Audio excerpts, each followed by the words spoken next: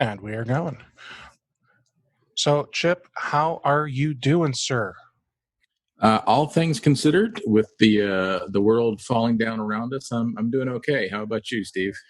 Well, I gotta say, if you don't hear him, I got my son in the background talking to mom. He I don't know what he's doing, whatever. But it's just been it's been I think like hectic and stressful, but not for the reasons that you would think. I think it's just we're in a smaller home, so we don't have any Mm. way of doing social distancing from each other. And I think I think we could just use that sometimes, like Yeah, but I, otherwise, I mean, it's fine. We're doing good. It's actually been really neat having the kids home all the time, being able to do different things with them and not having to worry so much about bedtimes and waking my daughter up hmm, at 6 in the morning to get on a bus. Like, I mean, there are that's some true. positives. There are some positives. That is a good way to find a silver lining in all of this. Yeah. Yes. So, do you have kids there? Or? Well, so it's interesting. I have a daughter who is graduating college in May. This is April while we're recording this, and Oh yeah.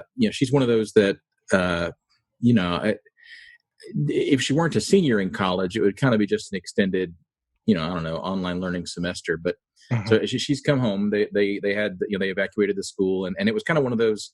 Um, all of this kind of hit around spring break for a lot of colleges, and so a lot of them just kind of extended the spring break for a little bit while they were trying to figure out their plans and everything. And what hers did is they came back from spring break, if I remember right, and they kind of went right into a couple of weeks of e-learning was what they were going to be doing. And then, so everybody kind of had that mindset, and they kind of either didn't come back to campus after spring break, or if they did, they were only there for a little bit, and they had to go back to wherever their respective homes were. And then all of a sudden, they got a notice from the school that no, nobody's going to come back this year. And oh yeah, you need to move all your stuff out of your dorm room in the next 10 days, but you need to schedule a time because we're only going to allow 5 people in each dorm at any given time for social distancing. So it's been kind of weird. I mean, it's been great having her home, but I feel bad for her because she never really got to say goodbye to a lot of her classmates that she spent 4 years in college with. Didn't get to say goodbye to a lot of her Stuff. professors. They're still doing classes. They're still doing the virtual stuff, but it's not the same. No, it's not. I mean, it's there's something to be said about being able to go give your friends that you've made over the last 4 years, your professors, just everyone, give them a hug and be able to say, I appreciate, all the times we've had and deuces, anything like anything would be better than what's happening right now. And I gotta say that's kind of a concern for me with my daughter. She goes to a school, she's in junior high, and they might not go back. So if they don't go back this year, I mean, she gets to see the teachers in Google Classroom for video stuff. But again, it's just not the same. Like, she's actually really close to some of her teachers and even the principal. And I'm sure they're all a little disappointed that they don't get to spend hours every day with each other and you know experience the attitude and sassiness and everything that comes with having a teenager in the room, and then also the hugs and joy that comes with it.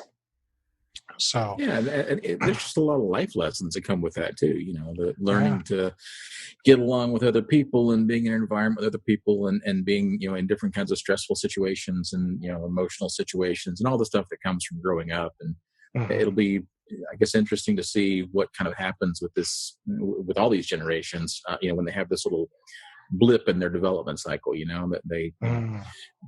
grew up normally until such and such, and then they had 6 months or whatever it winds up being at home with mom and dad and the siblings or whatever. And yeah, I'm sure this will be studied for a long time to come. So I gotta ask, with you doing bigger brains, do you have any new fun resources for what's happening, all this COVID-19 stuff that's happening right now? Sort of. So when all this started happening, we had a lot of debates internally on, what can we do to help? I think most companies had that kind of conversation. Either what can we do to help, or what can we do to survive, or both, depending on the nature of the company. And there's a lot of training companies that are putting out material specific to COVID-19 and coronavirus, how to protect yourself, how to social distance. We thought for a while about doing a funny course on the new way to do a handshake, things like that. And ultimately decided that it wasn't our strength internally. And by the time we actually produced something that would be fun, it would be, weeks out of date, if not months out of date, because it takes us a while to do things. Sure. But we do have a lot of experience on the software side. Clearly, that's our strong point. I mean, we win awards for our Microsoft stuff. And with the whole world kind of moving to Microsoft Teams and Google Hangouts and Zoom and that sort of thing, we felt like that was where we could offer the most help. And so we did a couple of things. We have 2 Microsoft Teams courses, Mastering Teams and Teams Essentials. We took the shorter one, the Teams Essentials course, and we made it free on YouTube. Oh, that's great. And that's been really popular.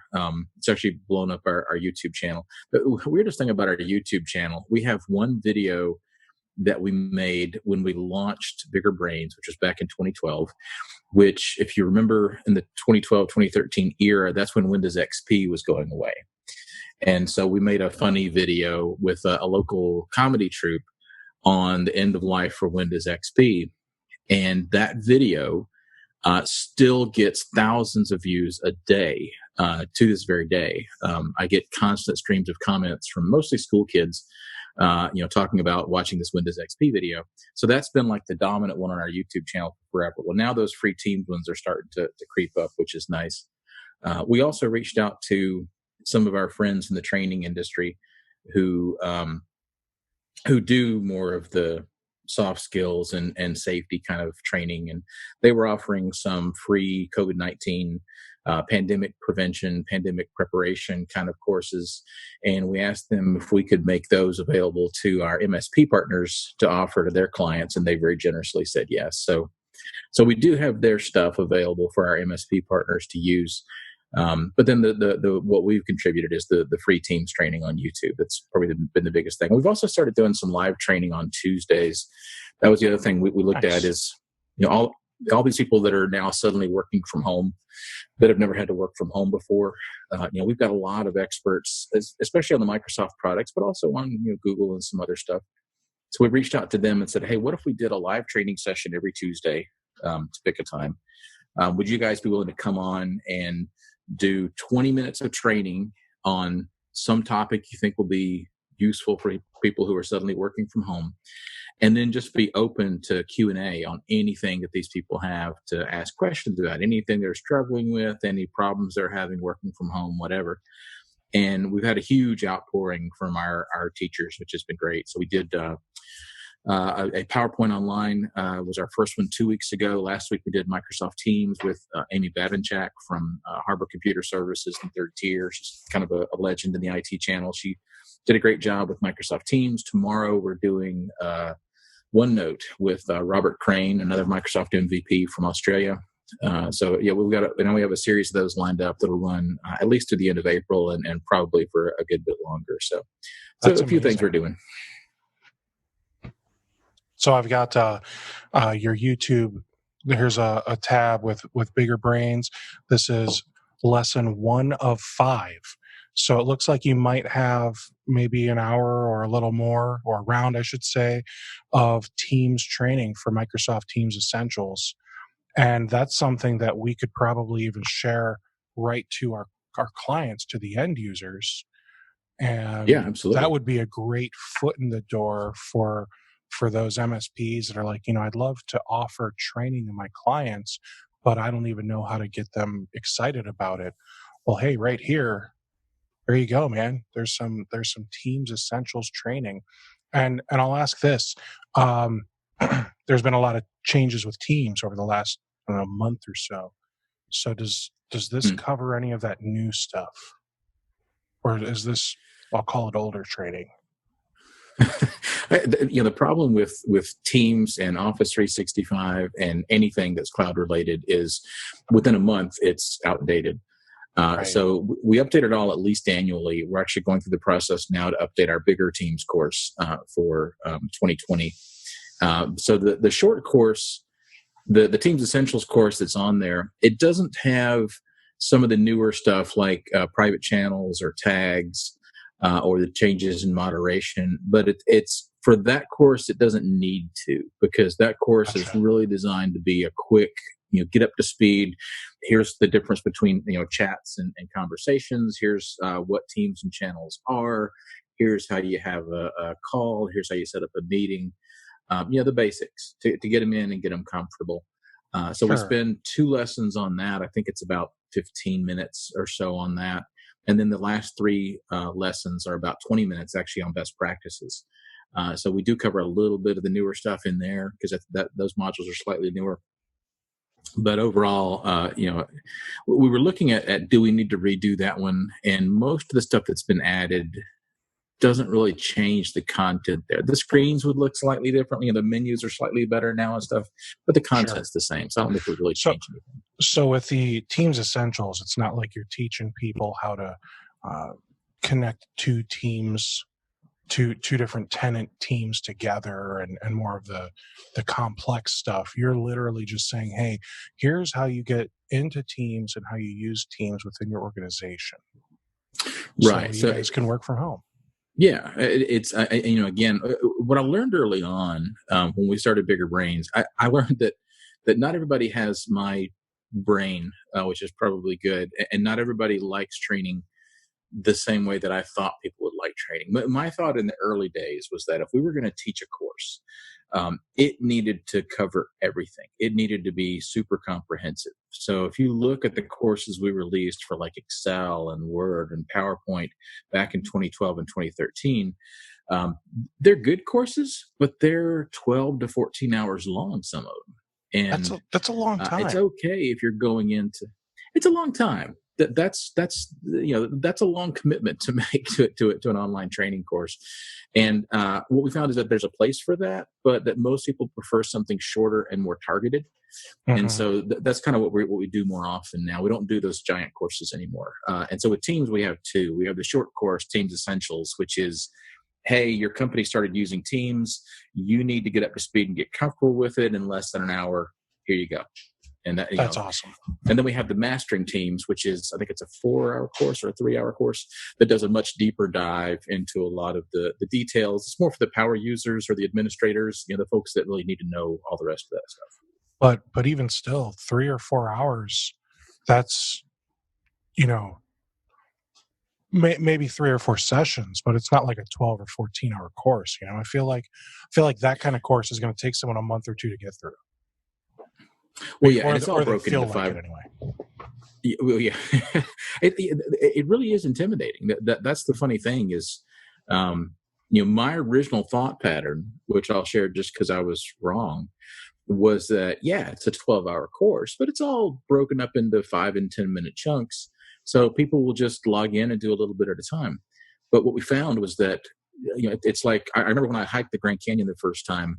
And, the thing about hiking the Grand Canyon is, right, the first half is easy because you start at the top and then you kind of go down to the bottom. And at some point you turn around and there's this giant mountain of valley wall in front of you.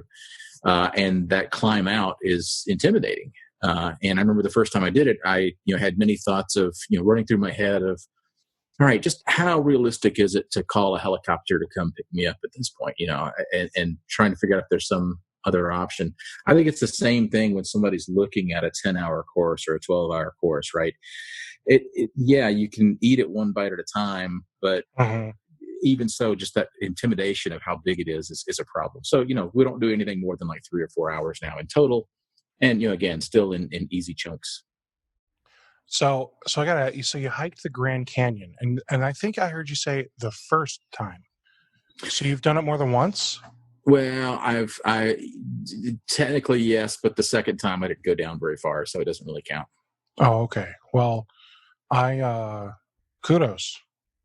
I think if I, someday my family and I will make it to the Grand Canyon, and I'll ride like a donkey or a mule or take a helicopter or just send them on a hike and tell them to take pictures for me, like literally anything other than me hiking it, because I don't really look like a hiking type, do I? I just well, and I will say I was much younger when I did it too. So that's fair. Okay. Yeah.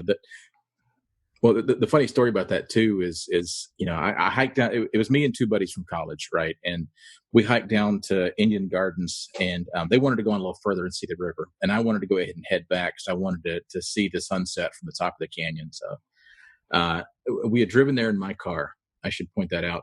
And so I turn around and start hiking back up, and it's 4 or 5 hours hiking back up the top. It's not a short thing, and you're hot and you're tired and you're exhausted. And all I kept thinking about was we had a cooler full of drinks, Gatorade and whatever else in my car waiting for me at the top when I get out of this Grand Canyon. And so I hike, I get to the top and I go to my car, and I have dropped my car keys somewhere in the Grand Canyon. True story. And all I can do is look on the outside of my car, looking at these cold drinks. And I can't get to any of them. I think I would break down in tears. It was, I was close. I'm pretty sure I was close. Fortunately, my friends had a spare key.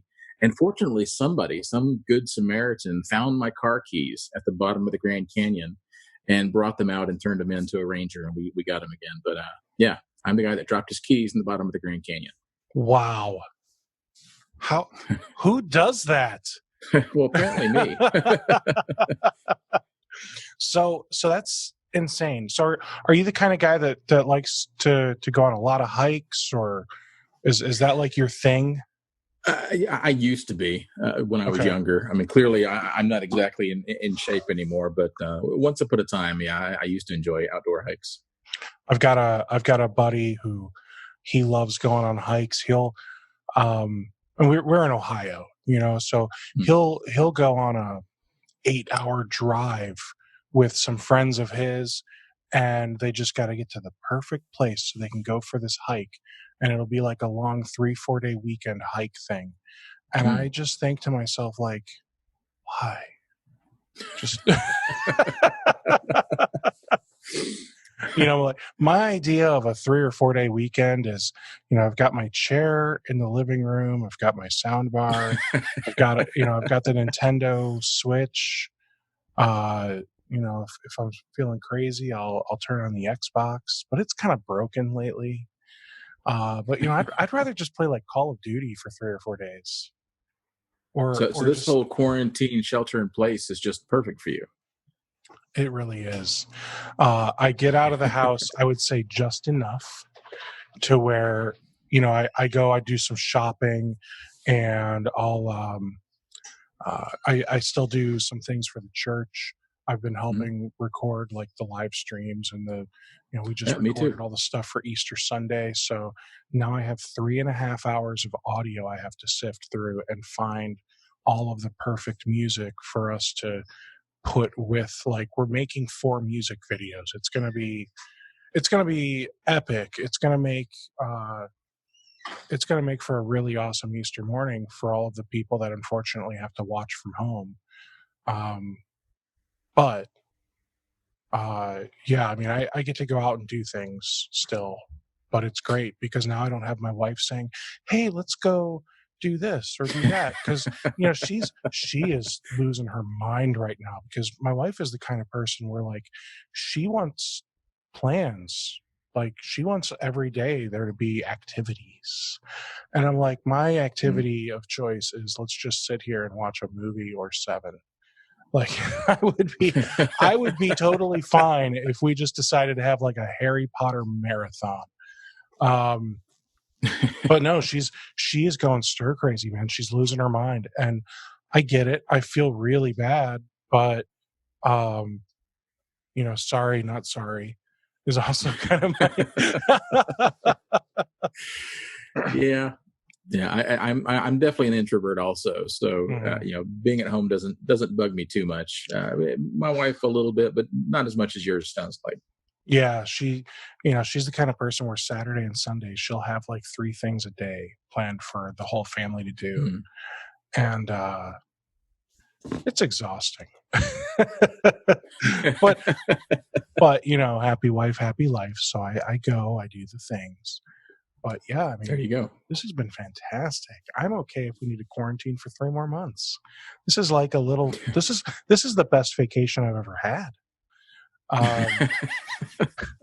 Just get to relax. But do you have a honey-do list around the house though that she's got you working on? Because that's what I have. Well, see, that's the great thing. I'm not very handy, so I've got a honey-do list for her to work on.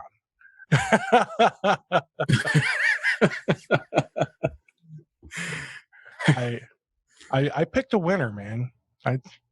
I could not be luckier. So that's awesome. All right, so COVID-19.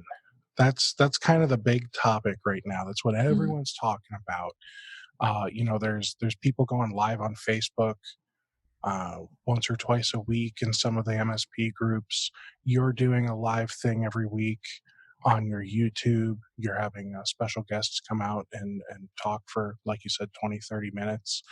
There are also some companies that specialize in like marketing stuff, and they are also offering like COVID-19 resources. Like they've got documents for sale and stuff like that. And that just blows my mind that like companies have already created things to like capitalize on COVID-19. Especially, like you said, sometimes it would take weeks or months for you to produce something. And obviously a document's a little different. Document, you can just send the content to some guy in Fiverr, and day or two later you've got a really attractive looking flyer, brochure, whatever, that you can then sell as a PDF on your e-store, right? So what are your thoughts on, and I'm not even talking like the big marketing companies that are like geared for MSPs. I'm talking about like little ones I've never heard of. What are your thoughts on some of these smaller marketing companies that are trying to, it almost seems like they're trying to get rich quick off of this? Yeah, I mean, it depends on the company. It depends on the situation. I mean, I spent, 13 years as an MSP franchisor, where my job was basically to help, a few hundred MSPs run their businesses. And so I know better than most that most of us who come from an IT background or who have strengths in the IT areas are not necessarily strong with marketing, with sales, with communication in general necessarily. I mean, some are, but most of us, our strength is in diagnostics or problem solving or understanding infrastructure or security or whatever.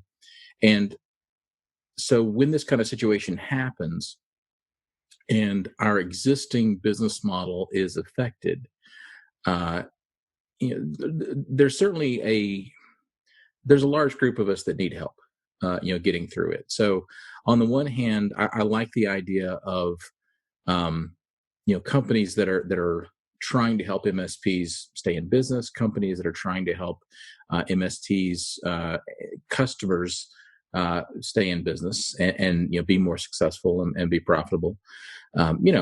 Capitalism's capitalism. There's always going to be somebody who's trying to make a buck off whatever the situation is. The hard part is, especially if it's a new company or some kind of fly-by-night company, or what you see a lot of times are existing MSPs who are trying to kind of get into that space, and sometimes with the best of intentions. In fact, I would say most of the time with the best of intentions, but there's not a track record there. It's like nobody can point to their materials and say, during the last pandemic, look, these companies made 50% more profits by using our materials, because we haven't been there before. It's all unproven.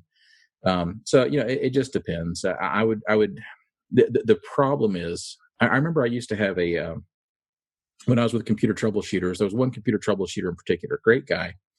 And he was actually not an IT person. He came from more of a business background. But for whatever reason, he got sucked into a lot of these marketing pitches from vendors. And nothing against our vendors in the IT channel. A lot of them do great stuff. But if you buy every single one of them, you're not going to have time to A, get to understand how they work, and B, to actually implement them properly. And he tended to kind of get sucked into every sales pitch. And so he wound up giving away a ton of money. He eventually had to close because he didn't do very well in business overall. And that's, regrettable. But I don't know. It's a balancing act. I think as an MSP, if you can find resources, particularly from a trusted vendor, particularly from somebody who has some kind of proven track record, even if it's not obviously with pandemic marketing, because that's not even a thing, then, I think a lot of us could use the help. But otherwise, just be careful, because there's a lot of snake oil out there. Oh, Steve, I think you're muted. Whoops. There really is. And I love that you call it snake oil, because one of my buddies, he calls it snake oil too. And that's the thing. There's so much of it out there. The thing that I think bothers me about it is that how could you have possibly tested this Right. resource? You're offering a resource that you're saying is to help MSPs help their clients with all this COVID-19 stuff. I mean, I've never heard of you before. How do I know what you're offering is of any value? And it's just kind of crazy that it almost seems like there are people coming out of the woodwork doing this stuff. Yeah, I mean, there's some fundamental marketing principles that you could fall back on, but even so, this is such an unprecedented time, and frankly, I mean, there's some wells that are dry. Like in my new business in the learning and development industry, most of us who do any kind of online training are doing really well right now. A lot of the instructor-led classroom folks, if they are able to also offer that virtually online, they're doing okay. But there's certain industries. If you're targeting an industry like healthcare or travel, hospitality, food service, they're not looking at buying training right now. That's you can have the best marketing material in the world and nobody's going to buy because they got bigger fish to fry right now. It's the same with IT. It's when the last couple of recessions happened, when I was with computer troubleshooters, we could definitely see differences in how people's businesses were affected based on their clientele. For a lot of our computer troubleshooters who were very heavily involved in construction, when the 07-08 recession happened, there was no construction going on. Their business just tanked. And somebody could come along. Wasn't. Yeah, go ahead. No, I was just agreeing. There really wasn't. Like everything just kind of shut down, especially when it came to constructing new homes or even new business buildings. Yeah, so so if somebody comes along, then I mean, we can look back with some kind of clear vision. If somebody came along in 07-08 and said, I've got the miracle cure for restarting your construction-oriented IT business. No, it's it may be fantastic marketing materials. Nothing's going to work for that right now. I think the better materials, the better strategies, maybe ones of looking at, where do we need to be? There's some industries that just don't need us right now, or some industries that do need us, but unfortunately can't pay. We don't want to be too exposed in either of those areas, but there are big needs out there. There's a ton of teachers, learning to teach from home. There's a ton of workers learning to work remotely. There's a ton of companies trying to figure out how to move their legacy data systems from on-prem servers onto something more cloud-based. there's big opportunities with that. So, I think it's more a matter of not so much your marketing, although that's always a part of it, but making sure you're targeting the right areas, making sure you're fishing where the fish are biting, so to speak. Absolutely. So would you say that now is would you say that now is a good time for any business right now? I mean, I'm sure now is a good time for hospitals, so to speak, only because, as long as the patients can pay, they're rich with patients. But it's also a terrible time because they don't have enough equipment. They don't have enough staffing. They don't have enough of literally anything. They've got plenty of patients, but they don't have enough anything else. Well, So would you say this is a good time for any business right now? I would say there are. I guess I'm kind of fundamentally an optimistic in that optimist that I believe there's always an opportunity for any business if you're looking at it properly. Um, I was very surprised because I had the same thoughts that you had about hospitals right now, or about healthcare in general. And I'm in a local association of trainers. And last week or the week before, all of the trainers in our group, about 20 out of an organization of maybe 100, were laid off. Just and that's been true at hospitals around the country. What's happening is hospitals, yes, they're getting a ton of patients. Not all of those patients can pay. Even the patients that can pay, that have insurance or have Medicare or whatever, there's a delay in receiving those payments. So the hospital has this big upfront outflow for additional staffing, overtime, additional equipment and supplies. If they're going to get income from it, it's going to come later. And in many cases, that's unreimbursed. And hospitals are not that profitable to begin with. So they start cutting all the areas that aren't related to the immediate needs. So training and development, administration, all your internal kind of not directly patient-focused areas. And the big moneymaker for hospitals is oftentimes the elective surgeries.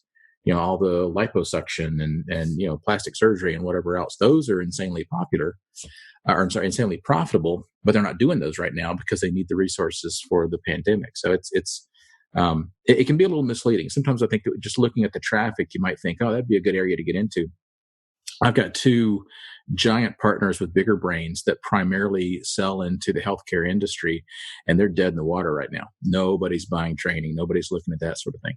It's the same with a lot of MSPs. I think that, there's opportunities, but if your business was mostly focused on retail and restaurants, if your business was mostly focused on hospitality, even if your business was mostly focused on healthcare, there's some, investment in IT infrastructure happening with even the smaller healthcare providers right now, but that's not where their focus is right now. Their focus right now is on patient care.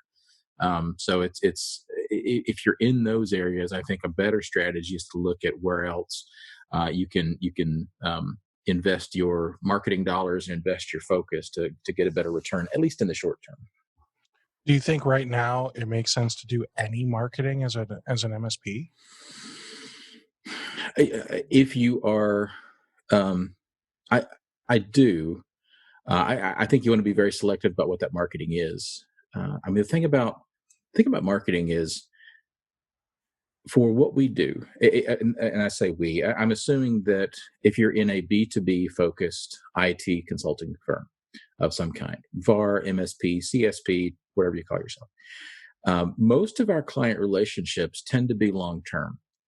And so when a new prospective client is unhappy with their current provider and they are going to be making a change, or they are in a zone where they can be persuaded to make a change, you want to be on their radar. And that's what marketing does, is it really keeps your name out there. It keeps your name in front of them, and it builds kind of a reputation, right? If they see high quality marketing from Steve Taylor's Computer Services on a regular basis, then when they get sick and tired with whoever their current company is, then that they're starting to think about alternatives. And if they have a good impression for your marketing, they're going to think about you.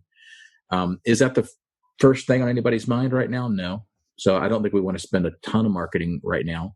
I think there's definitely opportunities, like I say, if we target things towards work from home, remote security, things like that. I think there's an audience for those. I think there's actually a lot of opportunity for those if for those of us that have skills in those areas.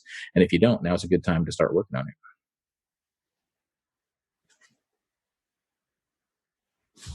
Oh, you're muted again, Steve.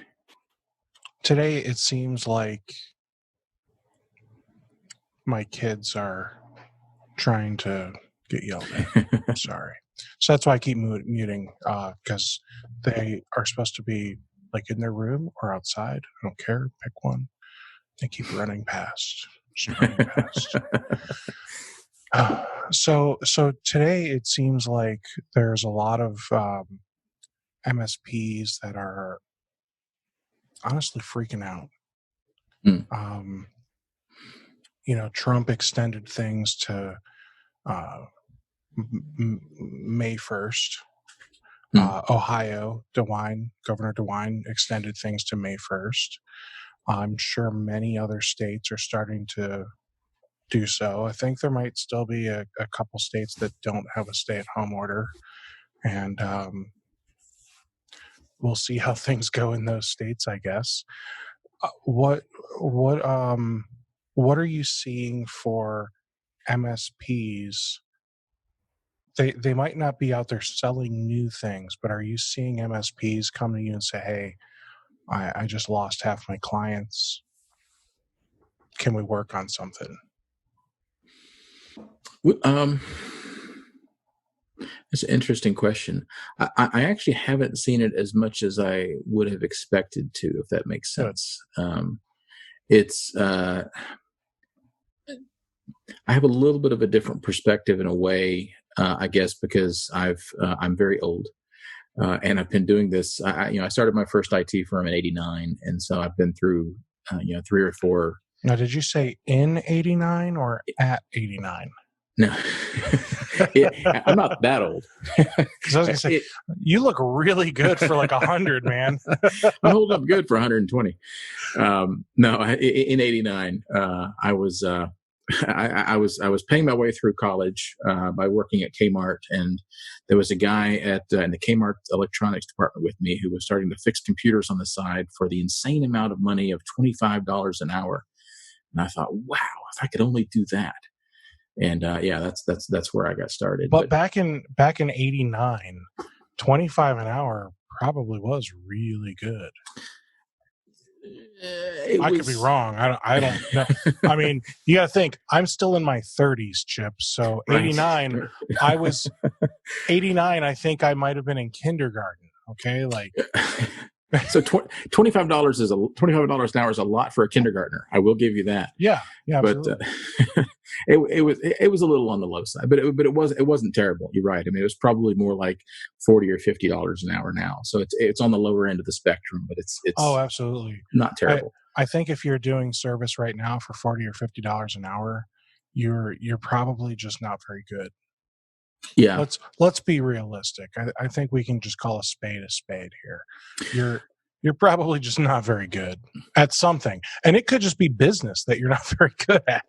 That's exactly right. I spent so much time working on that because we had, again, with computer troubleshooters, I had, it was kind of neat because I had the opportunity to work with about 1,100 IT entrepreneurs who are starting their businesses. And you're exactly right. You see a lot of different personality types. And yeah, there's some that aren't good at IT, and all of us start somewhere. And so you have a low price to kind of get some customers in to get things started. Then there were others that were just fantastic at technology, but maybe their people skills were lacking, maybe their marketing skills were lacking, maybe they just weren't good at getting customers or whatever. And again, you start where you start, and it doesn't matter where you are, you just work to improve and get better. But in terms of MSPs struggling today, depending on what, depending on what industry you're in, depending on the makeup of your clientele, that's going to depend a lot on where you are today. If your customers are doing okay, then you're doing okay, probably. your customers, I will guarantee you, because there's not a business owner in the country who doesn't feel this way, your customers are worried. They don't know what's going to come next. They don't know what's going to happen. And I think there's an opportunity for us to help make them feel better in terms of letting them know that they are prepared, infrastructure wise, security wise, tool wise, from a technology perspective. Or if they aren't, then to give them the outline of where they need to get to be there. And I think that will make them feel better. And I think that will also keep you or keep us in business, because when customers see you as that trusted advisor, the cliche term we always use, they're more likely to pay you. They're more likely to keep you around. I mean, what's going to happen when businesses start falling short income wise, which a lot certainly are, there's a hierarchy of who gets paid and who doesn't get paid. And usually the owner gets paid, the employees get paid, the power bill gets paid, if they still need power, the internet gets paid, and then everything else is secondary. And in some cases, of course, the employees don't get paid either. You want your IT bill to be closer to the power bill and not down near like the lawn mowing bill or the marketing bill or the stuff they can live without. You want to make sure they understand that that we're an essential utility. But that's one thing that's kind of nice about this pandemic situation is when you look at all the shelter in place orders and you look at what they define as essential businesses, IT is almost always in there as an essential business, right up there with liquor stores and Home Depot. So we're in good company, maybe. So I wonder right now, as you said, if an MSP's customers aren't suffering, then the MSP is not suffering. But I do wonder how long is this going to be, because they initially said let's be up and running by Easter. Now they said no way, we're doing all of April, and here in Ohio, the peak is not going to be, they don't think, until mid-May. Mm-hmm. So, I mean, how long do we think social distancing is going to last? And when they decide, okay, we've flattened the curve enough, how much longer after social distancing is done is this still going to be an issue? And because it's an issue, how many people are going to be afraid to go to work, to go shopping, to go do fun leisurely things like see movies? I worry that this is going to impact our economy far greater than many small business owners truly realize. Many companies that don't have any type of savings whatsoever are very possibly going to go out of business. Because they're shut down right now. Like even the local restaurants, there's a place where me and some buddies would go get wings. Like every other week, we'd go out, we'd get wings at this place, get together, catch up, that kind of thing. And they would do a wing special Tuesdays and Wednesdays, 50-cent wings. Order as many as you want, but you can't do it to go. It's got to be for here.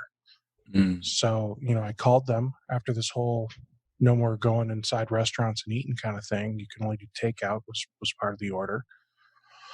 I said, hey, it's Steve.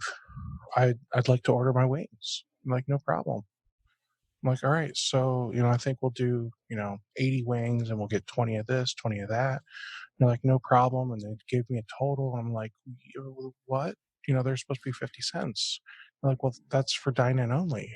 And I said, but I can't dine in. I mean, it's literally the governor said I'm not allowed. And they're like, well, we aren't doing that special. And I said, okay, well, then we're not ordering wings. And I mean, I feel bad doing it, but it's literally like 2 or 3 times as much to order, regular price. And I understand why they do it. It's to get people in the door to buy drinks. And exactly, yeah. But, we didn't go there and drink. So it didn't really do them anything for us. So yeah, I mean, even places like that, like now they've changed their hours. They're only open Tuesday through Saturday, 4 p.m. to 8 p.m. So they're only open for a 4-hour period, 5 days a week for dinner. Yeah. Because, this has just hit them hard. They used to open up at 11, and they would close at, midnight, 1 o'clock, whatever, because it was like a, sports bar kind of place, right? Yeah. So they've laid off a bunch of their team, which I'm sure that in itself has kind of bit them, because now there's the payroll protection part of the CARES Act. Mm-hmm. So if they want to get the payroll protection, they're going to have to hire all those people back. So now they have to figure out which one makes more sense. Mm-hmm. Well, I mean, the nice thing is, from what I understand, and I've been through a couple of actually way too many meetings over the last week about the payroll protection program and the CARES Act for nonprofits in particular, because I'm on the board of a couple of nonprofits. This has hit hard. It's hit everywhere hard. I mean, it's kind of ridiculous to say it's hit them hard. Just kind of hit everybody hard. But there's a lot of nonprofits that are not able to function. Or the flip side is there's nonprofits who are overloaded. Homeless shelters are really struggling with this, because you've got what by definition is a transient population that are supposed to be sheltering at home that don't have a home that you need to provide space for.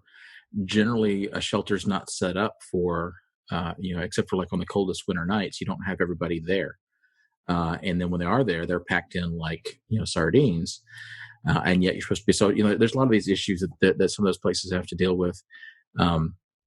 With one of the nonprofits that I've been working with, it's a daycare center. And obviously, parents aren't able to drop off their kids anymore, so the parents aren't paying, and so 26 staff were let go last week. We filed for a loan under the payroll protection program yesterday, and the goal is that if we retroactively hire those employees back, or at least retroactively pay those employees, that of course that'll turn into a grant. It's a super expensive program from a governmental perspective, but I think it's what's needed. Frankly, I think it's going to have to be a lot bigger. I think there's a lot of concern that it's going to run out of money, within. Some said within the first few days that it was open. So we'll kind of see what happens with that, but. That's necessary, with our other, customers and with the economy in general. Yeah. I mean, it's going to be a big hit. I mean, it's going to be really interesting to see how we come out of this, but you know what, and not to sound flippant about it, because it's not, but a lot of us had these same type of thoughts, different, but same type of thoughts during the Great Recession, when, week after week, there was more and more unemployed, and week after week, it seemed like the economy was just in a tailspin that it might never get out of. We had similar thoughts during 9/11, when, travel shut down, hotels shut down, companies, closed up their borders. And we really thought, how is the world going to get back to what it was before? And except for having to take your shoes off when you get on an airplane, it mostly got back to where it was before. So I think we'll come out of this too. But the very real business decision is, let's say this takes a year. Let's say that things are weird for a year. I'm not saying that it'll be shelter in place for a year, but let's say that maybe off and on it is. Certainly customer behavior is going to be affected for a year. How do we as business professionals stick around? How do we survive, or how do we thrive in this environment? And, depending on your business, it may be let's just try to make it through. Depending on your business, it may be, let's take this as an opportunity to grab some market share. We're already hearing about some larger MSPs who are buying up smaller MSPs who are in that kind of, leverage situation. And it's a good deal for both sides. A lot of the larger MSPs have struggled to find good quality talent for years. And a lot of smaller MSPs have struggled with cash flow, as this is always the case. And now they're kind of being forced into a marriage of convenience by the situation, but it may wind up being a good thing for both parties long term. We'll have to see. So I see that as of last month, or updated a few days ago, but last month's unemployment rate was 4.4%, which isn't that terrible. all things considered. It's at the high end of the natural rate of unemployment for the U.S. because the U.S. is expected at any given time to have like 3.5 to 4.5% unemployment, unless the economy is just booming and everyone actually works. Federal Reserve Bank of St. Louis forecast that unemployment could rise to 30% during this pandemic, which would be worse than the Great Depression and any recession we've had after that. So I think that, people are scared, and, it almost seems rightfully so. And with 320 million people in the country, 1% is 3.2 million people, if I'm doing my math correctly. So, this is basically saying a million-ish people filed for unemployment. And I'm sure that's just the people that filed. I'm sure there are another million or two that probably didn't file, that couldn't file, entrepreneurs that had to close up shop. So I think it makes sense that people are scared. Absolutely. I mean, you would be crazy not to be at least mindful of the situation. I mean, scared is I don't know. You get into some situations where there's some emotions that cause you to make bad decisions, and I think fear is one of those. So I think it's certainly not unreasonable to be scared, but I think that you can take a look at the overall situation and say, all right, what's the worst case scenario? If we get to 30% unemployment, well, that might mean if my customer base is proportionate to the population, which it never is, but let's say it is, then 30% of my customers might go away. 30% of my customers might stop paying.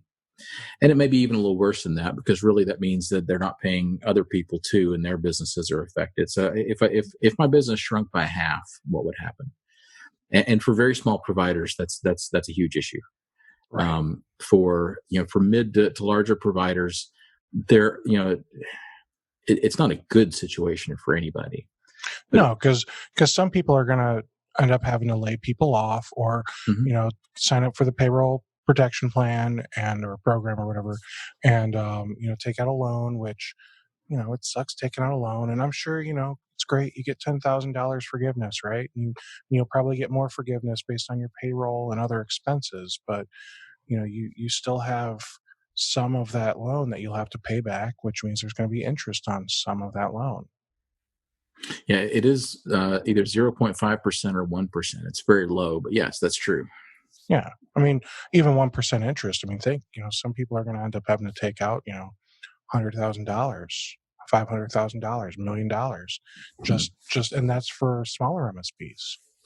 Now, to clarify though, when you say small providers that losing half their business is going to be a huge detriment, what in your mind is a smaller MSP, and what is a medium or large MSP?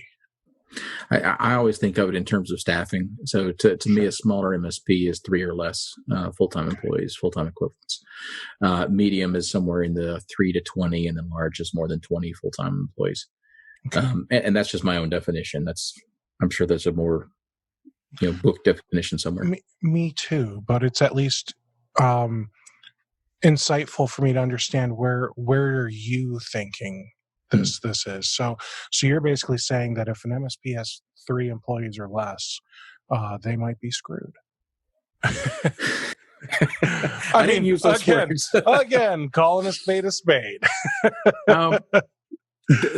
Their life might change. Their life might change, absolutely. There was again, most of my industry stories are going to go back to computer troubleshooters, because that was most of my life for 13 years. We had during the Great Recession, we had a troubleshooter who was small. I think he was a 1-man shop, maybe a 2-man shop. I think it was a 2-man shop, and was not in a good situation. He was also in a geography that was especially hit hard by the Great Recession. he wound up losing his business. What he basically did was he sold his customers to a neighboring business in exchange for some ongoing commission off the work that the new buyer did for those customers. He tried to take a full-time job, but initially he had to declare bankruptcy. Terrible situation, very unfortunate. Lost his house, I think, in this situation. But that was 2007. And again, I keep playing the role of the old guy here. Bankruptcy lasts on your record for 7 years. That's a long time. It's not a trivial thing at all. But, by the, 2014, 2015 timeframe, he was gainfully employed at a significant 6-figure job. He was doing well in his personal life. He had moved to a new city. So his life sucked for a couple of years, but he still came out of it, okay. And I don't mean to sound Pollyanna-ish. I mean, I don't want to, minimize the suckiness that happens in between, but just to say that this is a thing. We'll get through this. We always get through this. There's a light at the end of the tunnel. It's not going to be forever. The decisions we have to make are, what do we do to get through it as best we can?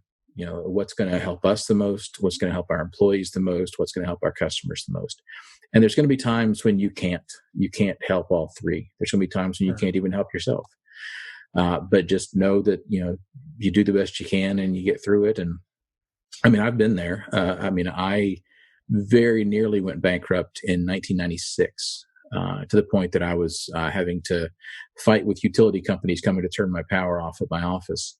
I had overextended myself. I opened my first retail IT computer store in Atlanta, just before the Olympics came to Atlanta in 96. And found out that while everybody's watching the Olympics, nobody is calling for computer repair, and nobody's buying new computers, which is what we did back then. And I overextended myself way too far, and I got into trouble. And it was a terrible time, but I came through it. I learned a lot. And again, sounding like the old guy again, it gave me a lot of experience and perspective that helped me when the next issues came along. So there is always a silver lining. Good. So, are you buying up a lot of stock right now? I've really thought about that. We've been looking at putting in place a 401k for our employees, and I really thought, boy, if we can get that in place now, it really should do fantastic for them over the next couple of years. Mm-hmm. I have never owned hardly any stock. I've never been a big investor in the stock market. I have always invested in myself. So when we have extra money, I generally use it to add more staff or to invest in new infrastructure or new courses or whatever for the business today, and that's always worked well for me. But again, as I get older, there is going to be a limit to how much I can do. So I'm starting to shift over that way a little bit. So I've got a friend. He's a financial advisor, and he said that everything's at such a discount right now. Like he's calling it a discount. Like this isn't an economic disaster. Things are just at a discount. So lining. So I'm happy to see that even though my portfolio is down 6.5% over the last week, it's up 3% today. If you look at it every day, you'll drive yourself crazy. Oh, absolutely, man. If you look at the last month, it's down 23%. Mm. No, that also includes the chunk I added. Oh. So, sorry to remind you of that. Oh boy. I've gotten, what I've started doing is every morning, I wake up, as most people do in the morning, and I come into here in my home office and I start checking my emails, and I turn on CNBC, which I didn't used to watch until I started working from home. But I like it because it's there's really hardly any of the politics and stuff you get on other news. It's just business news. Oh, okay. And the interesting thing that everybody on there, and it's mostly about the stock market and investments, so it's kind of tied me into a lot of that. But Everybody on there is 100% sure that your friend is correct, that the stock market is a huge bargain right now, and that there's going to come a time when any money you have in the stock market right now, assuming it's evenly distributed, it is going to increase by 50% or more when we have the snapback. The one thing is nobody knows when that's going to be. Right. It's probably not going to be next week, probably not going to be next month, might be later this year, might be first part of next year. You just don't know. But it is. I haven't met anybody yet that doesn't think that things are going to come back. Well, what are your thoughts on Apple? Are you an Apple user? So this will mess up your camera, but so here's my PC and there's my Mac. So I tend to use both. I did actually. I recently switched to an iPhone, but I switched from a BlackBerry, and this was about a year ago. So that tells you something about my technology choices. Oh boy. Yeah. But no, I generally like Apple for most things. But what were you thinking of specifically? Well, unfortunately, Apple's not at a big discount. Their stock is just way too expensive for many people. It's just unattainable. But the reason I ask is because, that they normally here in a couple months they announce the new iOS that they're going to be doing at their big worldwide developer conference that they hold in June. That's true. They then will usually in September announce the next iPhone. And Samsung usually does their thing. I don't know when, but I feel like it would have been around now for some reason. Google has their own devices. All of these companies that launch hardware all throughout the year. They have supply chain. They manufacture in China. They have to get things from China to here. What do you think is going to happen? There are some people, myself included, who get really excited when it's I call it iPhone season. It's when you go out, you get your new phone. I'm running the iPhone XS because I decided I was going to try and wait a year for once. Normally, I'm the guy, I go out and within a week I have my new phone. And I decided last year I'm not going to do it. I'm going to wait. And now I'm jonesing. Because I'm like, I'm like 7 months past due is where my brain's at, so now I'm freaking out. Like, am I going to be able to get my new iPhone in 5 months or whatever? Like, that's where I'm at. Like, I'm not worrying about how is my business, what are we going to do, how are we going to pay our rent or mortgage or whatever, right? I'm not there. Am I going to be able to get my new iPhone in September? Like, this is insane. They might not even have the iPhone available. They might not be able to manufacture it. They might not be able to get it here. Like, what is going to happen? That's where I'm at, Chip. That's where I'm at. This is Steve's first world problems.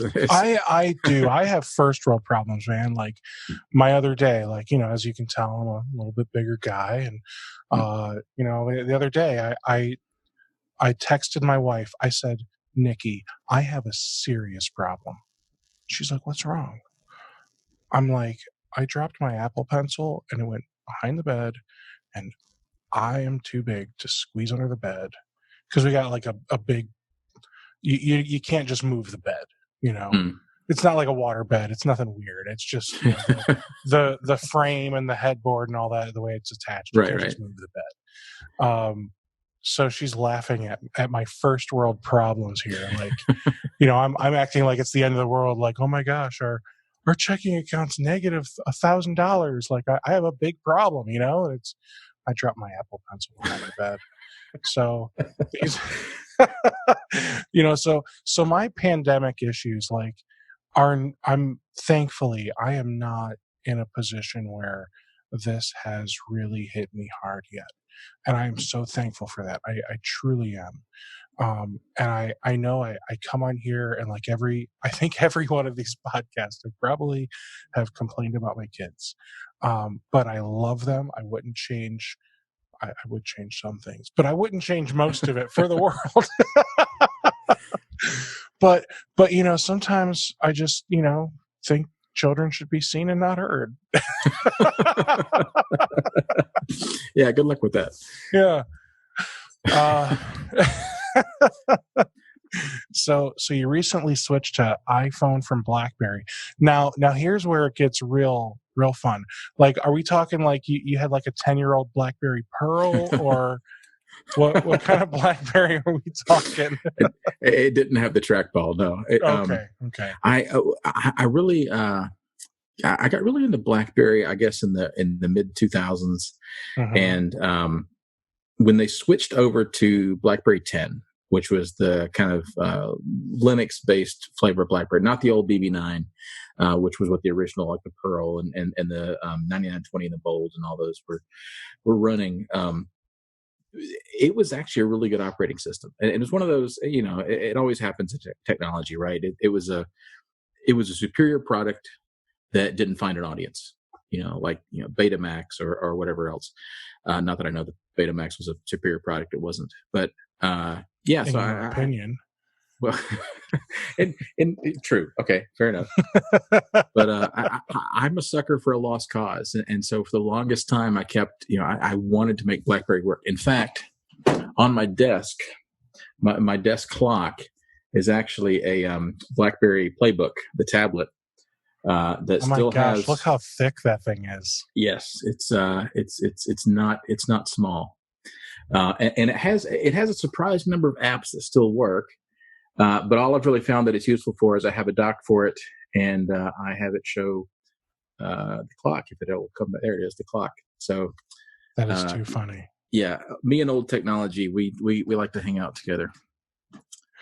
So I'm going to share my screen. I hope you aren't offended by me putting up a company that's not bigger brains, but I'm at the BlackBerry site here, and they don't even talk about devices. No. And now they're saying they're a market-leading platform for enabling Internet of Things. You look at their products list; they've got unified endpoint security, endpoint management, 2FA stuff. Like they have a lot of stuff. Oh, look, devices overview. Oh wow, they're still there. They do still have. Well, but they're all Android devices now, except for. Actually, no, they're all Android devices now, except for this cute little thing. I haven't seen that one before. That looks like today's version of a flip phone. That looks like one of those cheap, just little phones. It doesn't look smart. Yeah, it looks like maybe a emerging market kind of a device, possibly. Mm. They do a lot. BlackBerry was super huge in Africa, in India, and Philippines. It was interesting. I went to Rwanda in 2009 for a month as a missionary, actually. And I had my BlackBerry Bold at the time. And they had nationwide, I mean, this was a country where a lot of the country didn't have electricity. Very few places had running water, but they had perfect 3G signal over every inch of that country, largely to support BlackBerry. Wow. So what was Rwanda like? I've often wondered what it would be like to go do a mission project. The youth pastor, he's really bummed because he has two different projects he's supposed to go do this summer. There was one that he was supposed to leave like in a couple weeks. I guess that's spring, but whatever. And there's one in August, and like everyone's canceling for the one in August. The one for in a couple weeks, like that was just dead, But everyone's canceling for the one in August to the point where he doesn't even know if they'll be able to do it. And he was going to go to Dominican Republic. And I mean, I'm so sheltered. Like I've left the country once. It was to go to Canada. Like I saw the Niagara Falls, like I didn't even go to like real Canada. I went to the no, Just no barely across the offense. border, really, Steve. Yeah. Yeah. No offense to Canadians that are watching this. You know what I mean, I hope. But my point is, like, I've never gone like on a cruise down to the Bahamas or to the Indies or any of those islands. I've never been to Mexico. I don't even have a passport. I have the passport card, the one that you can't fly with it. You can just drive and be on a cruise ship. Like, that's it. To leave and enter the U.S. And I just have no concept of what other countries are like. I just assume that it's one of two things. It's exactly like what we are here. They just speak a different language, or they build huts out of rocks and cook with fire. Like, I have no idea what's in between those two. Rwanda's in between those two, but closer to the huts of stone. It depends on where you are. Rwanda's got an interesting history because of the genocide in the 1990s, and not so much the. The genocide has definitely scarred the country badly. But what's interesting is after the genocide, the Western countries had a lot of guilt because we all pretty much ignored it. We knew what was happening, and there's all this documentation. And this is back in the Clinton era here in the U.S. and we knew what was happening. We knew that they were butchering people, and we had other priorities at home, and so we didn't do anything. And that was true in a lot of places. And so after the genocide was over, a lot of Western governments kind of stepped up to help rebuild, and to rebuild Rwanda really better in a lot of ways. And then later on, China really stepped up. China has called the what do they call it? The Belt and Road. Anyway, they have this program where they've been investing a lot in infrastructure in developing countries to get a foothold there, economically as a supplier and a partner, and also it's a profit-making enterprise for a lot of their construction companies. But so Rwanda, of its neighbors, Rwanda is fairly well developed. We were almost all the roads were asphalt roads that we were on. A lot of them were in very good shape. A lot of them were very new at the time. This, again, was 2009. In the cities, in Kigali, which is the one major city, you can find a lot of modern-ish restaurants. Your hotels are going to have everything you would find in a hotel here. It's going to be a lot of the same stuff you're used to, but there's also a lot of extremely poor people by Western standards. And the organization I was with, we were doing, among other things, we had like a micro loan program. And one of the simplest programs we did was there was a lady we worked with who she made her living. She was a widow from the genocide. Her husband had been killed. And I forget if she had kids or not, but she sold used shoes by the side of the road in Kigali. And she didn't have a lot of money. And so she could only afford about 8 shoes. And so people would come by her little cart. Are we talking 8 pairs or 8 actual shoes? 4 pairs, 4 pairs, 8 shoes in total.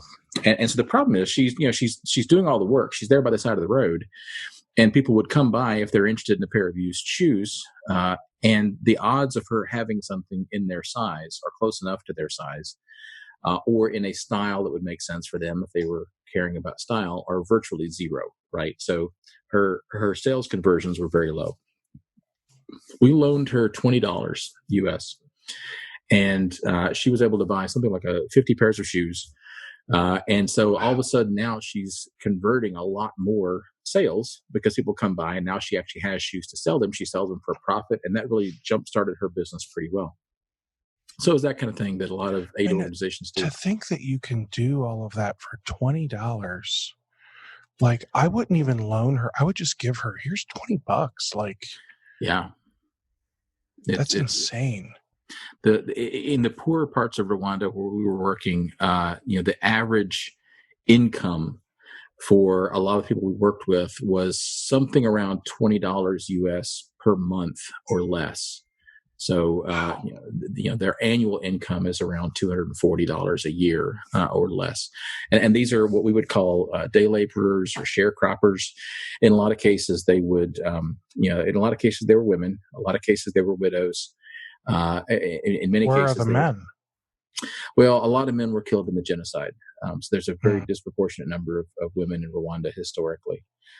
There's also a smaller but decent number of men that go off and join militias, which is a whole different problem. Not so much in Rwanda, although it's becoming a bigger problem in Rwanda. But yes, they would work for a landowner who would have a giant field of corn or rice or something and beans, and they would be given a plot, and they would go out every day, 6.5 days a week, and pull weeds and tend to the plot. And then they would get an advance, and then they would get basically a piece of the sales when the crops came to harvest. It's a very different lifestyle, but super nice people, very giving. They were very generous with us. And the other weird thing is everywhere we went in Rwanda, we could be in the smallest village in the middle of nowhere, had to drive on dirt roads for hours to get there, no electricity, no running water. They would still have bottled Coca-Cola.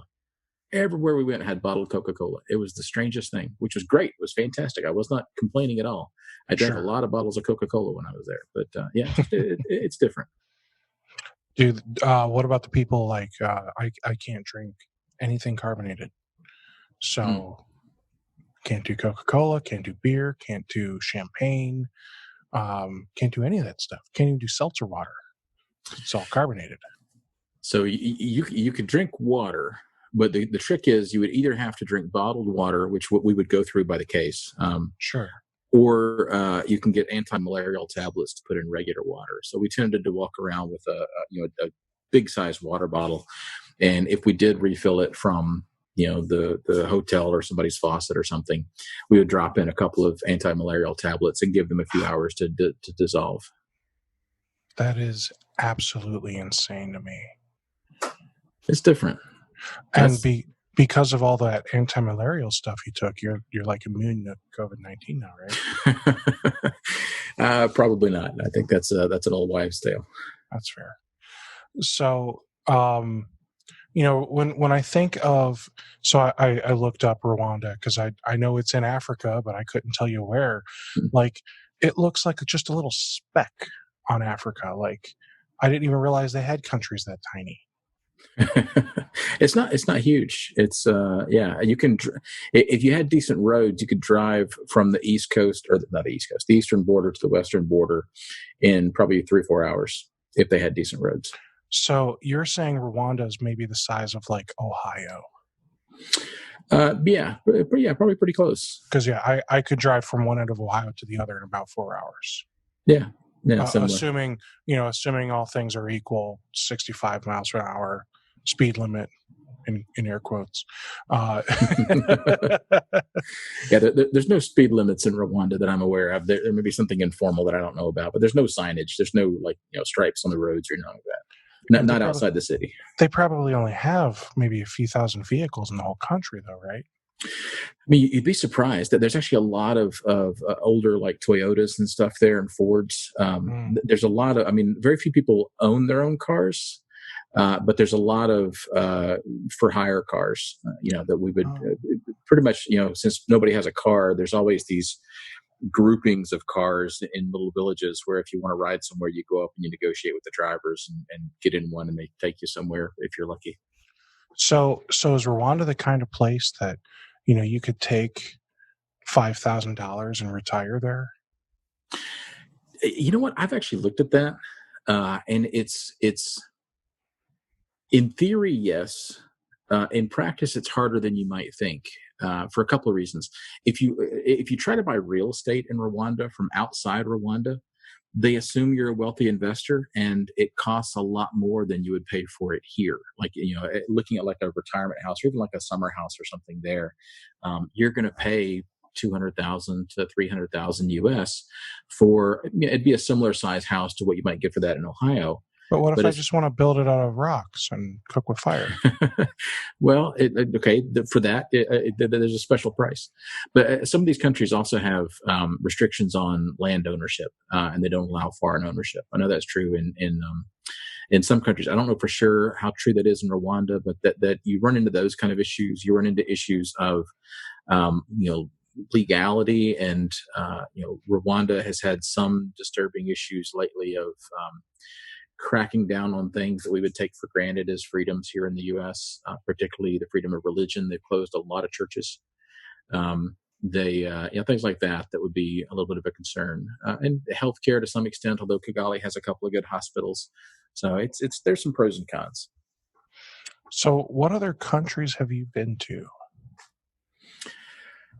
Well, Computer Troubleshooters at its peak was in, I believe, 32 countries. What? And I had visited 16 of those, I think. Computer Troubleshooter started in Australia with a husband and wife, Wilson and Suzanne McCorist. And I had my own computer business here, and I started talking to them. And we expanded Computer Troubleshooters here to the U.S. in '99. And also expanded to New Zealand the same year. So I visited both of those.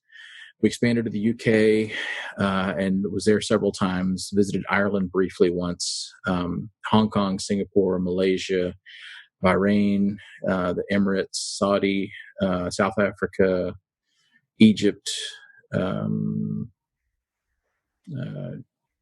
Portugal, Austria, Netherlands. I've lost track somewhere, but a pretty good number. That's amazing. What was interesting about it was, so I'm going to all these different places in the world, and mostly I'm there to help people run their computer business. Mm-hmm. And whatever country I was in, the computer businesses were all pretty similar. I mean, even if we didn't speak the same language, I could still help them, do stuff on the bench or whatever.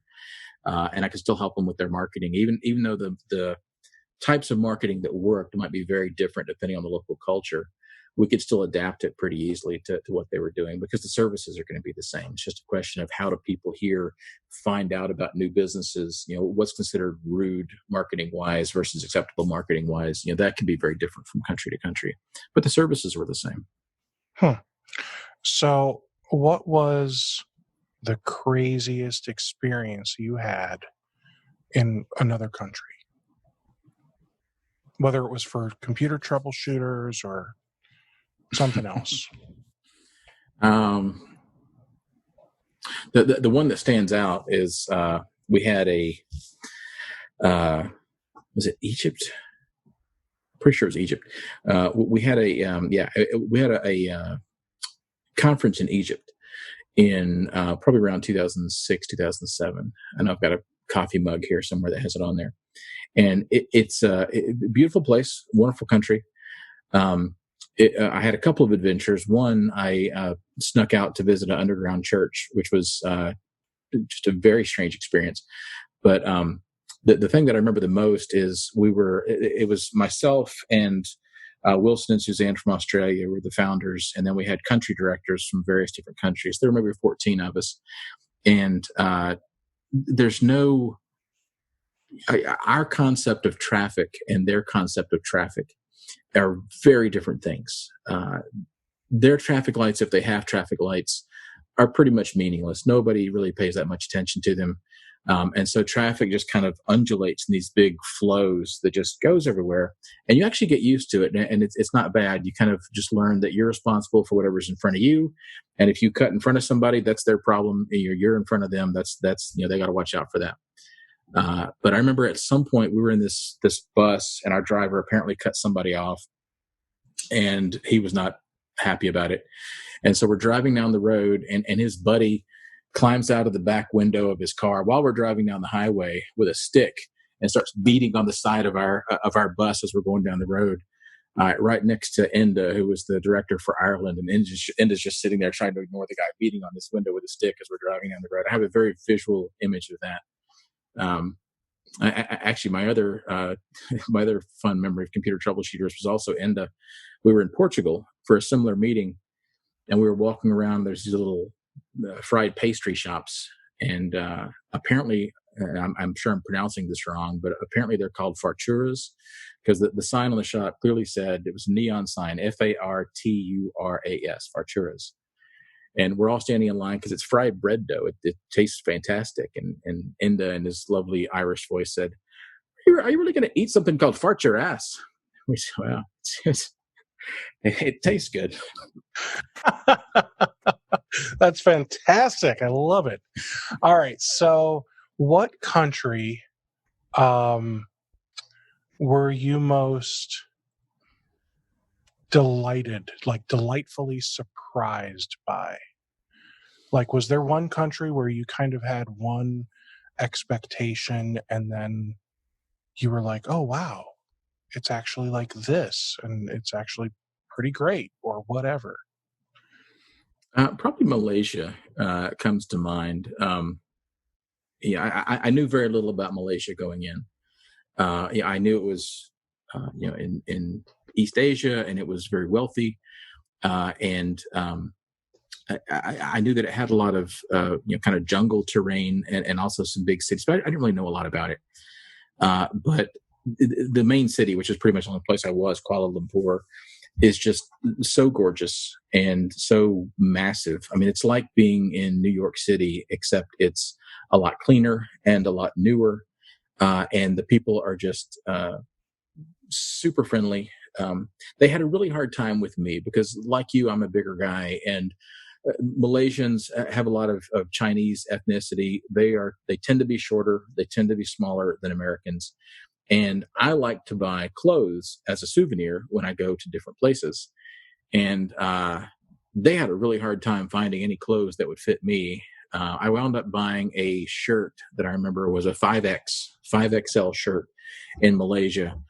And it was still nowhere close to fitting me, but it was the closest I could get. I mean, it wouldn't even like clothes going around me, but yeah. Wow. Other than that, it was a very cool place. So a 5X there is like what, a 1X here or something? It was closer to a small. I mean, it was way different. Yeah, they're that tiny over there. Yeah, it's changing with modern diets, but like when I went to Hong Kong the first time, in Hong Kong, you've got, at least back then, you had two different kinds of buses. You had some modern buses, and then you had kind of some older, more traditional buses. That were kind of like a trolley car looking thing. And I remember being on the trolley car, and if I stood up, my head literally, even though I was crouched down, they had these rafters, my head would go up between the rafters and you couldn't see my face. And everybody on the bus was laughing because they couldn't see my face. And it's just, it's just different. It's, Wow. That's wow.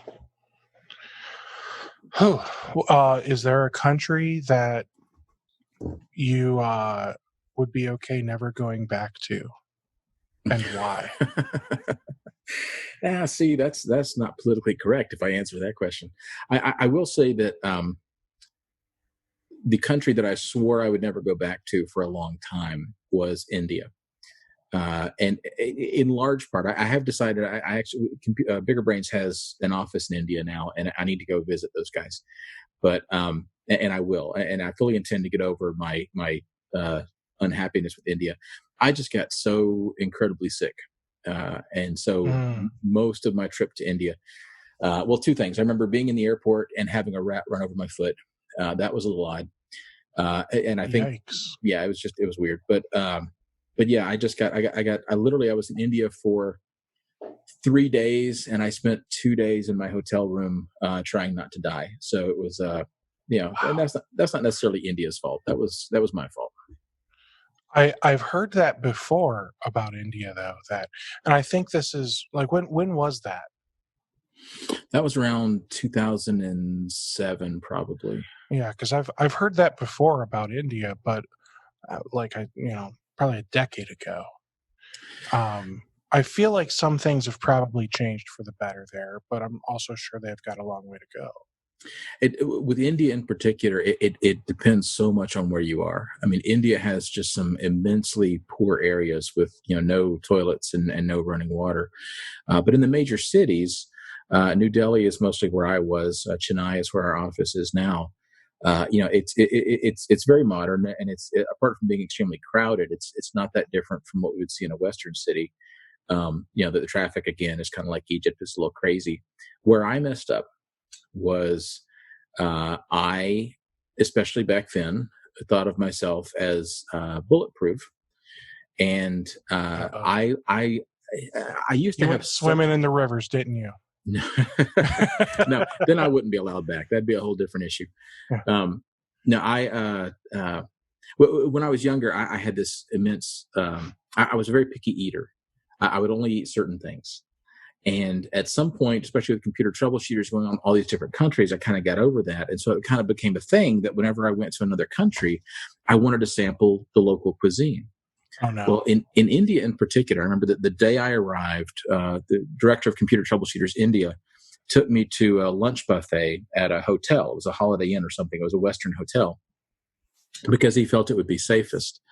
And they had two buffets.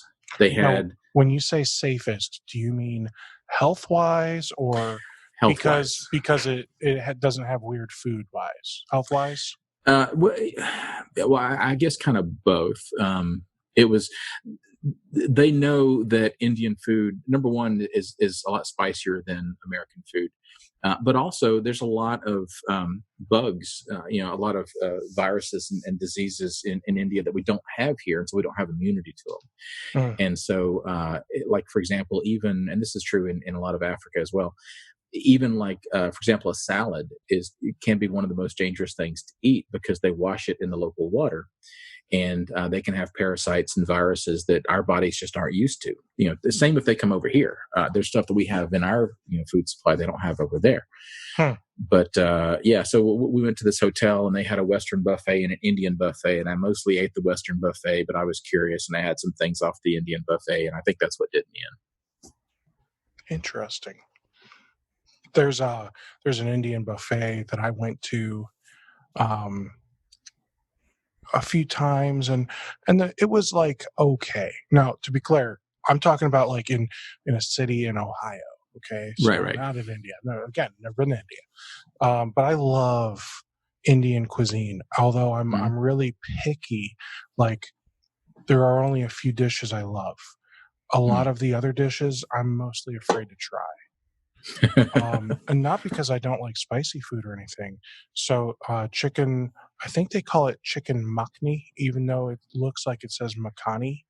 It's also known as butter chicken. It looks very much like what's that real popular red sauce chicken? Curry? No. Or marsala? Maybe. No, is it marsala Indian? Yeah, I think so. I don't know then. I it's going to bug me now. But anyway, it looks very much like it looks very much like tikka masala. It looks like it, but for whatever reason, it's like a different type of sauce. So anyway, when I order that, they ask me how spicy I want it, and I typically say I want it Indian spicy. And they say, you don't want Indian spicy. I say, yes, I do want it Indian spicy. And they bring it to me, and I sweat the whole time I'm eating it, and I love it. But then there are other Indian dishes where, like, I've got friends that I would go with, and they'd order something and it comes out like green and it looks like it's covered in pus, and I don't know what they're eating, so I won't know. It has to at least look appetizing. And me being a kid who I'm told I've got some Italian in me, I really love food with like spaghetti sauce. So typically if it's red, I'm happy with it, so the butter chicken recipes or like chicken tikka masala, I'm pretty good with. But when it looks like green and pussy, that's where we have a problem. But the other thing I really like are the naan is really good. Yeah.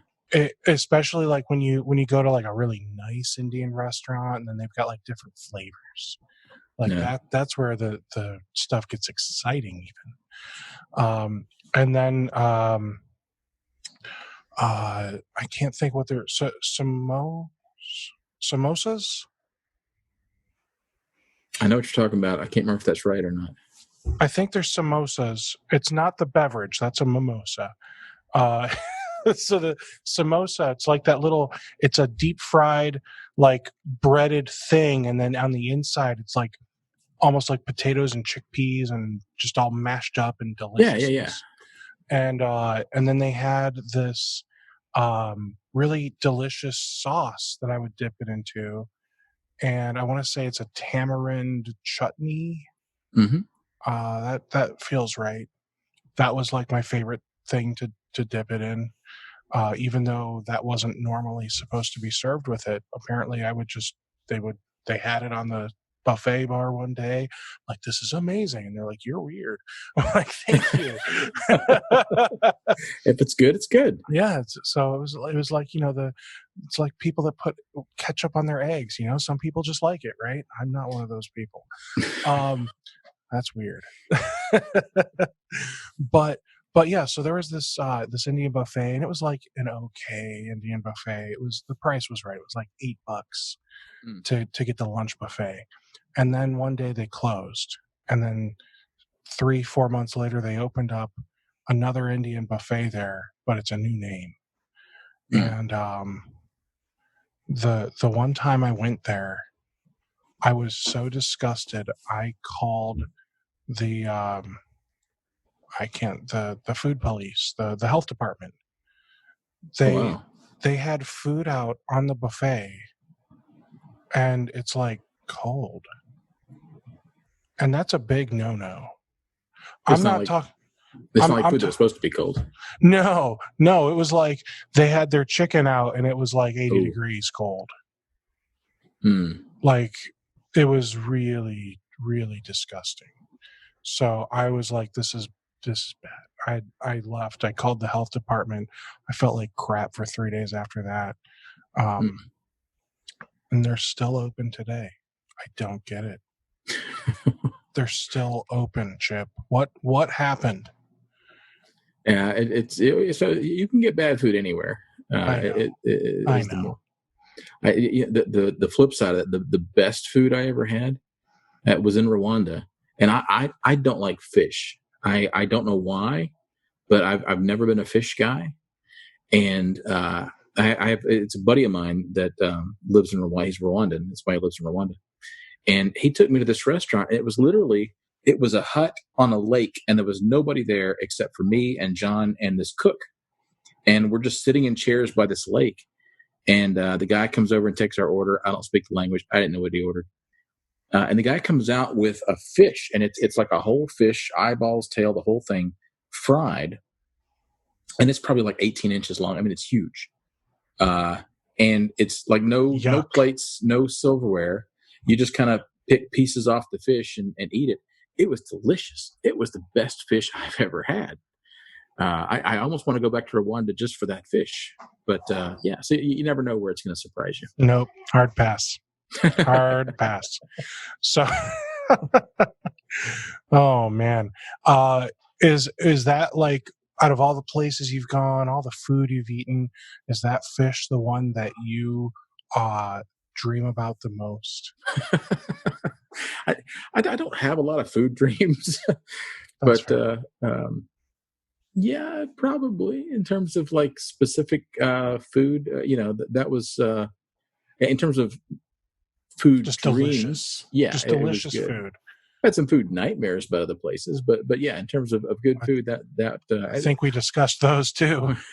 We discussed some of them. The Hong Kong pigeon was also up there, but yeah, the weird thing is most of my favorite travel food stories involve fish. Now that I think about it, even though I don't like fish, we also had a fantastic fish in Portugal one time. But yeah, who knew? That's really cool.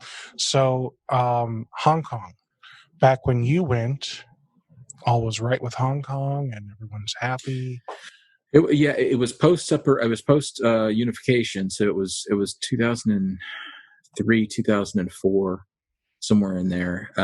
Yeah, it was a lovely place, very clean. I wasn't there very long, just a couple of days. I tended to do these to save money, and because I was a masochist, apparently. You can buy these round the world tickets where if it's on the same group of carriers, you basically pay one price for the ticket no matter how many stops you make, as long as you keep going the same direction around the globe. And so if I knew I was going to have to be like in Australia for a computer troubleshooters conference, because I usually went over there every year, I would look at, okay, well, if I go to New Zealand and then Australia, and then maybe I can go to Hong Kong and then maybe India, and then, I would kind of go around the globe that way. And so I would have these trips where I would have like 2 weeks or 3 weeks where I'm just visiting like 7 countries. So it was stupid in retrospect. I'm in each country for 2 days, just barely time enough to get caught up on the time zone, not even. But that was my one memory of Hong Kong is meeting the guys there and eating pigeon at whatever restaurant it was that George took me to. Nope. Helps if I unmute. I've always wanted to go over to Asia. I'm the dumb American who says, I love Chinese food. No, you don't. But I bet it's nothing like over there, huh? No, and my one not computer troubleshooters related travel story. My wife and I adopted is not the right word. We have what we call our Chinese daughter, who is a Chinese exchange student that came to live with us in 8th grade, I think, or 9th grade. Oh, that's really cool. And stayed through the end of high school. So she was the same age as our daughter, actually a year older than our daughter. So they kind of grew up together through those high school years, went to school together. And then she's in Ohio now. She's at OSU. And she always wanted us to come visit her family. And last summer, we finally had the chance to do it. So we spent a week, maybe 8 days in China. And her dad was so happy we were coming. He was determined to show us the entire country in 8 days, which I don't know if you know this about China. It's kind of a big country. China's kind of huge. Yeah. To try and do that in 8, I feel like that's trying to say, I'm going to show you the United States in 8 days. Like, it can't be done. Yeah, no. Especially with how diverse the U.S. is. I suspect China is equally diverse as you go to different parts of the country. Very true. Very true. So he wore us out for the first 3 or 4 days, and then realized we were kind of falling apart from exhaustion, and he went easier on us. But we did get to see some really great things, and had some great food, saw a lot of amazing things. It was a good time. That's amazing, man. I love hearing about other countries and traveling. I love speaking to people that are in other countries just to learn more about them, the country and the people. But it's just so interesting to me. Even my Canadian friends. There's a spot in Canada where for a while they were selling, and they might still, they sold milk in bags. I've heard about that. Yeah. Bagged milk. Why would you do that? So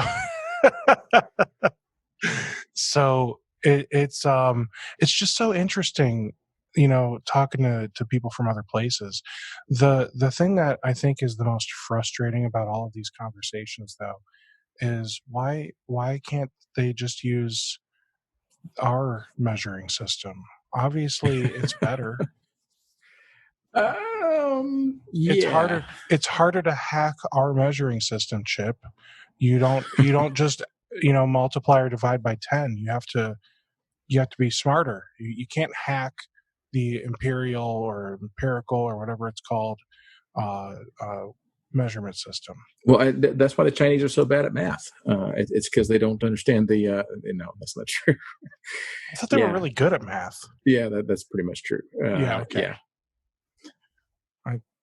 I think anyone from a country that all you have to do is multiply or divide by 10, I think they're all experts at math, Compared to what we have to do, yeah. And somehow the metric system took for soft drinks, because they come in 2-liter bottles, but not for milk. It still comes in gallons.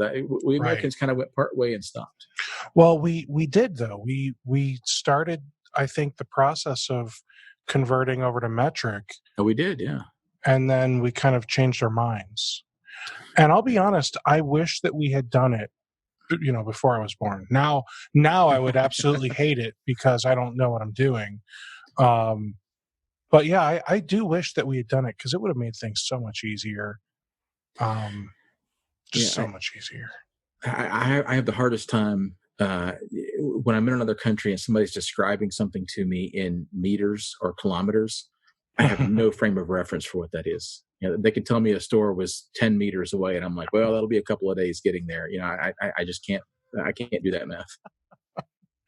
And every now and then I have to go, Alexa, how many miles are in a kilometer? 1.61 kilometers is 1 mile. See, and then I would still do the math backwards, and I would try to put 1.6 miles in a kilometer at some point. Well, okay. Here's a good way to think of it. Right now, the Canadian dollar is doing terribly. So if you were to convert U.S. dollars to Canadian, that's also like converting miles to kilometers. Does that help? So when the Canadian dollar is doing better, things get closer together. Yeah, thanks. So suddenly you're going so much faster. Oh man, Chip, this was a great time. Do you have anything you'd like to add to any of the people out there? I just hope everybody stays safe, wash your hands, wear a mask, do whatever you got to do, but hang in there. We'll get through it. Absolutely. Guys, check out Bigger Brains on YouTube. And you can also go to their website, getbiggerbrains.com. Chip earlier said that his company has graciously allowed the Microsoft Teams Essentials. There's about an hour of training there. It's all free. It's on YouTube. You don't even have to give them your email address or sign up for anything.